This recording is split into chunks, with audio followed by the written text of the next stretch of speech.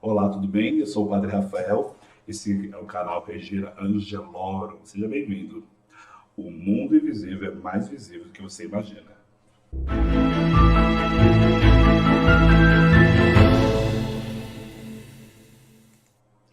Olá, pessoal, tudo bem? Nós estamos dando continuidade às nossas formações que vamos estar realizando toda terça-feira durante esta quaresma de São Miguel Arcanjo, que começou na festa de Assunção de Nossa Senhora e se encerra na festa dos Arcanjos Miguel, Gabriel e Rafael no final de setembro. Sempre antes de entrarmos no nosso tema do dia, eu vou tentar responder as perguntas que vocês fizeram e colocar nos comentários do vídeo anterior, tá ok? Então vamos para a primeira pergunta. A primeira pergunta é da Ivone. A Ivone Alves. Abraço, Ivone. A pergunta da Ivone é o seguinte: Deus destinou um anjo a cada um de nós, certo? Certo, Ivone. Esse anjo nos acompanha desde a concepção ou só começa a nos acompanhar a partir do nosso nascimento? Ivone, para responder essa pergunta, eu vou em Jeremias. Quer ver? Vou pegar aqui a Sagrada Escritura. Vamos em Jeremias. Jeremias diz o seguinte. Vamos lá no capítulo 1 de Jeremias, versículo 4 ao 5. A palavra de Yahvé, estou usando a tradução, tá, de Jerusalém, a palavra do Senhor me foi dirigida nos seguintes termos. Antes mesmo de te modelar no ventre materno, eu te conheci. Antes que saísse do seio, eu te consagrei. Eu te constituí profeta para as nações. Porque eu me recordei e quis fazer menção a este trecho do do livro de Jeremias, do Antigo Testamento. Por que Deus está falando ao profeta que ele já o ama desde a sua concepção? No ventre da sua mãe, ele já o amava. Na eternidade, o amor de Deus já estava presente na vida de Jeremias, porque Deus é eterno, né? Lembra que a gente falou no encontro passado? Nós que possuímos corpo, temos a corporidade, que estamos dentro da realidade de tempo e espaço. Deus é eterno. Na eternidade, ele já nos ama, tá? Nós não precisamos nascer para ser amados. Então, nesse raciocínio, a gente já entende que desde a eternidade já existe um anjo da guarda para cada um de nós. E este anjo já nos protege desde o ventre materno, tá ok? Então não é necessário esperar o parto, o dia que a criança sai do ventre da sua mãe para habitar este mundo terreno, que nós vamos entender que o anjo começa a exercer a sua função guardiã a partir daquele momento, tá bom? Agora espero ter respondido a sua pergunta. E a segunda pergunta é da Vânia Bueno. Um abraço, Vânia. A pergunta da Vânia é o seguinte: boa noite, Padre Rafael, sua bênção. Deus te abençoe. Agradeço a oportunidade de participar dessa formação e poder esclarecer dúvida que temos. Aí vem as perguntas. Sabemos que cada um de nós tem um anjo da guarda particular, ok?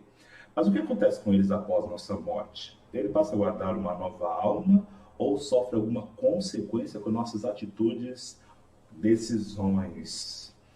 Olha, Vânia, o que acontece com ele após a nossa morte? Ah, sabe, tem um trecho do Evangelho de Marcos. Vamos em Marcos, capítulo 12, versículo 25. Vamos contextualizar. Aqui me vem à mente aquela cena da mulher com seus 7 maridos. O que acontece? Os saduceus, eles não acreditam na ressurreição. Então eles vão tentar conflitar Jesus ou colocar ele numa situação constrangedora, doutrinalmente falando. Eles vão criar aquela situação da mulher que era casada com seu marido, o seu marido morre, aí o irmão do marido que faleceu casa com a cunhada, já que o contexto judaico faz com que a mulher não fique viúva, né, para não ficar sozinha, que contexto de abandono na sociedade. Só que vai morrer os irmãos, vai casando com os irmãos, enfim, ela casou com 7 e também ela morre. No céu, ela vai ser esposa de quem? Aí Jesus diz o seguinte: pois quando ressuscitarem dos mortos, nem eles se casam, nem elas se dão em casamento, mas serão como os anjos nos céus. O que é que nós podemos imaginar aqui?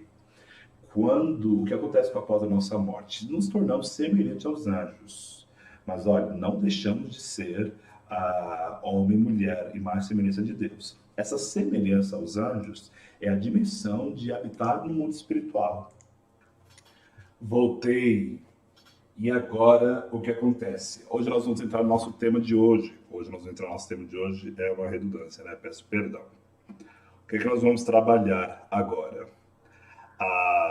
Nós já entendemos que o demônio, os seres espirituais, né, que nós trabalhamos, e agora nós vamos estar olhando o que acontece após o homem, a humanidade ser expulsa da comunhão com Deus. Vamos lá. Vamos trabalhar agora só o Antigo Testamento, a dimensão da demonologia, a angelologia no Antigo Testamento. O pecado original, recordamos, o pecado original, o homem e a mulher perdem a comunhão com Deus. Quando eles perdem a comunhão com Deus, eles são expulsos do paraíso, a plenitude do reino dos céus. A comunhão com Deus eles não possuem mais, E o que é que vai acontecer, então? Eles vão viver no local em que também existe a realidade e a presença do maligno. Se lembrarmos bem, quando isso já é jogado para o Novo Testamento, no livro do Apocalipse, o embate de Miguel contra o opositor de Deus, o demônio, faz com que ele seja expulso para a terra.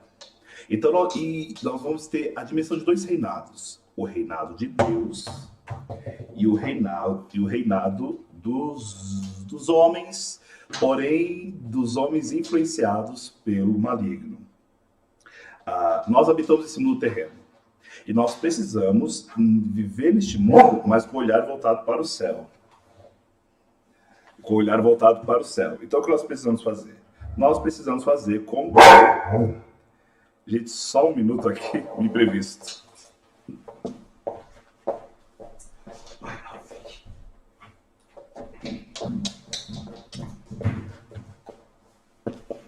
Perdoe, voltei, desculpa o imprevisto. O que nós temos? Nós temos a dinâmica de que o homem ele não pode viver submetendo-se a este mundo terreno. Ele precisa voltar o seu olhar para o mundo espiritual.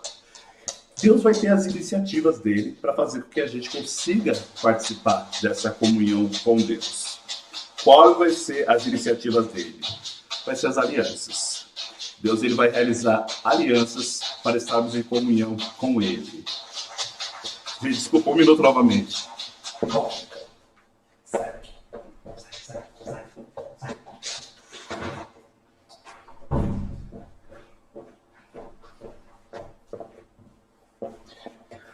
Me perdoe, o cachorro invadiu a live aqui. Nós temos a dinâmica de que Deus vai fazer as alianças.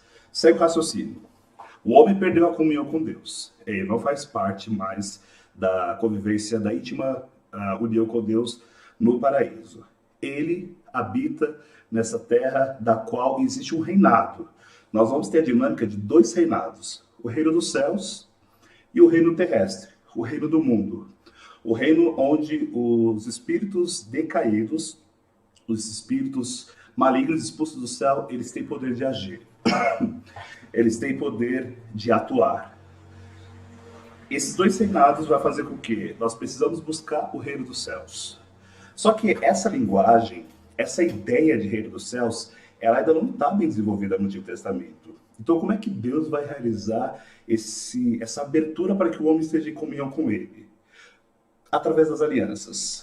A aliança é o grande símbolo que permeia o Antigo Testamento da comunhão com Deus e o homem. Nós sabemos de três grandes alianças. A aliança com Noé, a aliança com Abraão e a aliança com Moisés. E cada uma delas é um processo gradativo, um passo a mais é dado. Quando a gente olha a aliança com Noé, nós entendemos, é uma aliança incondicional, ou seja, é uma aliança que Deus não coloca condições, e nessa aliança condicional ele propõe um recomeço, um processo de purificação, para que renuncie a tudo aquilo que não faz parte do reino dos céus e para viver o reino de Deus. Depois nós vamos ter uma aliança com Abraão. Essa aliança com Abraão ainda também é uma aliança incondicional. Deus não coloca condições para esta aliança. É uma aliança em que Deus se apresenta como único Deus. Nós temos a ideia do monoteísmo, de adorar um único Deus a partir da aliança com Abraão. E nessa dinâmica com a aliança com Abraão, ele nos dá a bênção. Existe uma bênção solene que Deus concede a Abraão e a todos os seus sucessores, toda a sua descendência. E depois temos a aliança com Moisés. Essa aliança já é condicional. Existe uma condição, as tábuas da lei, os 10 mandamentos. E nesta aliança, Deus coloca a oferta, o seu amor e os mandamentos e a realidade para que o homem consiga viver o amor de Deus. Santo Agostinho, ele tem uma frase muito, muito bonita, um raciocínio muito bonito sobre os 10 mandamentos. Ele vai dizer que Deus precisou colocar em tábuas, escrever o que já estava escrito no coração do homem, mas o homem não conseguia enxergar. Por isso que os 10 mandamentos é a lei natural que faz com que o homem possa estar em intimidade com Deus. Então nós temos a idolatria. A idolatria, essa realidade que está muito presente no Antigo Testamento, é quando o homem que vive no mundo terreno não volta o seu olhar ao Criador, não volta o seu olhar a Deus e fica buscando outras realidades para adorar. Aí no Antigo Testamento ele vai nos trazer um elenco grande de entidades das quais as pessoas, tribos, povos faziam adoração. E aqui é muito interessante, um ponto importante dessa escritura que vale para a nossa vida até hoje. Qualquer realidade que você louva, que você devota, que não é Deus, é inimigo de Deus e é demônio. Então, quando nós falamos de qualquer ser transcendental, qualquer divindade que nós trazemos como uma adoração, uma devoção, nós estamos falando de divindades, nós estamos falando de demônios. A Almeida Sagrada Escritura interpreta dessa maneira, ela não tolera, mais ou menos. Vou dar um exemplo para vocês de alguns demônios do Antigo Testamento que as pessoas começaram a adorar.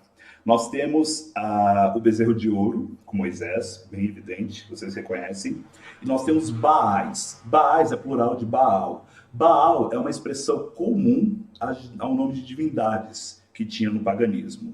E Baal, com algum nome, é sempre o nome específico de algum demônio. Por exemplo, Baal Astarte. Astarte é um demônio do Antigo Testamento.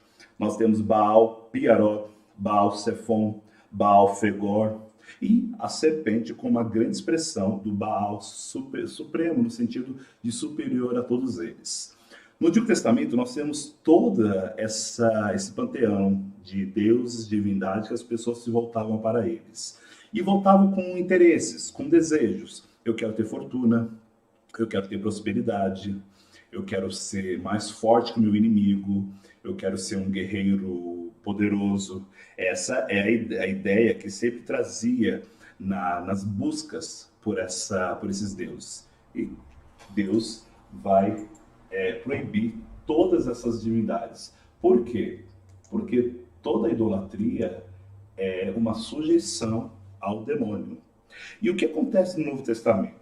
O Novo Testamento, ele não vai se deter a falar de todos esses demônios. Faz menções a um ou outro, mas ele não vai falar de todos esses demônios.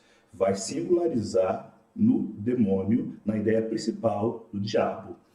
Tanto que nosso Senhor Jesus vai dizer que vai chamar o demônio de príncipe deste mundo. Segue o raciocínio. Se Jesus chama de príncipe deste mundo, é que nesse mundo, nessa terra, por hora, o poder do maligno se faz presente. Se faz presente, não significa que é maior que o poder de Deus, tá ok? Jesus chama o demônio de príncipe deste mundo. Tanto que quando Jesus está com Pilatos, Pilatos conversando com Jesus, dialogando, tentando fazer com que Jesus pudesse se defender, Jesus fala que o reino dele não é deste mundo. Porque se o reino dele fosse deste mundo, os seus anjos estariam intervindo diretamente. Então, o que nós precisamos entender antes de entrarmos nas ações diretas de Jesus exorcista? Existe o louvor a Deus. Existe a comunhão perfeita com Deus. Antes do pecado. O pecado entrou no mundo, separou o homem, a humanidade, da comunhão perfeita com Deus. Deus, na sua infinita bondade, no seu infinito amor, vai tomar iniciativas para ir ao encontro com Deus. Ele começa a realizar essas alianças. Alianças com Noé, alianças com Abraão, alianças com Moisés. Até que ele faz uma aliança definitiva em Cristo. Só que a gente ainda vai deixar para entrar em Cristo no nosso próximo encontro. Então, durante o Antigo Testamento, como é que uma pessoa se volta para Deus? Quando ela busca ser fiel às alianças que Deus realizou com seus primeiros pais. Noé, Abraão, Moisés. Quando ele não se volta à fidelidade dessa aliança, ele começa a buscar ele começa a rezar, ele começa a seguir, louvar as entidades, as divindades locais, regionais que se conheciam. E todas elas são demônios, porque todas elas fazem oposição ao Deus de Israel. E o grande questionamento é, quando fala de idolatria, a gente às vezes pode engessar um pouco essa ideia de você idolatrar e voltar-se para a ideia de uma entidade específica da qual você dá total atenção. Mas a idolatria é bem mais profunda. Quando o nosso Senhor Jesus fala, não é possível servir a dois senhores, no português, a nossa tradução fala que não é possível servir a Deus ao dinheiro. Mas no grego original do Evangelho, Jesus diz que dá para servir a Mamon e a Deus. Mamon é um demônio muito presente também no Antigo Testamento, que é o demônio que trazia dinheiro, prosperidade. Então não dá para servir a Mamon, ao dinheiro, ou a Deus. Não é possível servir a dois senhores. Então nós precisamos trazer esse raciocínio em nossas vidas, porque muitos dos combates, muitos dos conflitos espirituais que nós temos é quando a gente deixa de voltar a nossa atenção, nosso olhar, nossa devoção ao Deus de Israel. Amarás o Senhor, teu Deus, de todo o teu coração, com toda a tua força, com toda a tua inteligência, com toda a tua alma, ou seja, com todo o teu ser, amando a Deus para idolatrar, para dar amor e devoção a outras realidades. Você pode falar, não estou adorando nenhum Deus, nenhum demônio. Você pode pensar assim, mas quando as realidades deste mundo se sobrepõem à presença divina, ao Deus de Israel, você está caindo na idolatria. Nós, quando realizamos isso, caímos na idolatria. Tá ok? Então nós precisamos lembrar sempre do seguinte: quando eu sempre começo o vídeo falando que o mundo espiritual, a Bíblia que nós imaginamos, é porque este mundo é o mundo que nós iniciamos nossa peregrinação para a casa eterna, para a terra prometida, a comunhão perfeita com Deus. Porém, o príncipe deste mundo é o maligno e ele reina sobre este mundo. Então, nós precisamos deixar de ter uma ingenuidade sobre este mundo, uma utopia de um mundo perfeito, mas ter a clareza de que neste mundo nós já sentimos a presença de Deus, os resquícios da eternidade quando vivemos a aliança. E no nosso caso, quando nós vivemos a comunhão perfeita com Cristo, que realiza a aliança plena, a nova eterna aliança, que é a manifestação da Eucaristia ou sacramentos à Igreja. Aquilo que nós ouvimos no último domingo, quando Jesus, pela fé de Pedro, ele pega a fé de Pedro e diz que ali subsiste a sua igreja mantida da fé de Pedro, que diz que Jesus é o Messias que deve viver este mundo. Então é na fé do Messias, na fé da igreja, que nós conseguimos ter a nossa comunhão com Deus. Ok? Muito obrigado pela sua atenção. Eu agradeço. As nossas informações são sempre rápidas e cada dia nós vamos dando algum passo. Na próxima terça-feira nós vamos trabalhar agora só no Testamento, como ele desenvolve isso na teologia paulina, na teologia joanina, a presença do combate espiritual, do demônio, como Jesus o vence. Tá ok? Se você tiver perguntas, deixe na caixa de comentários quando o vídeo ficar colocado no YouTube, ok? Peço perdão pelos interveios aí do meu cachorro, mas tudo certo. Fique em paz, Deus te abençoe e que a Virgem Maria, São Miguel Arcanjo, possa nos ajudar a nos manter sempre firmes na fé.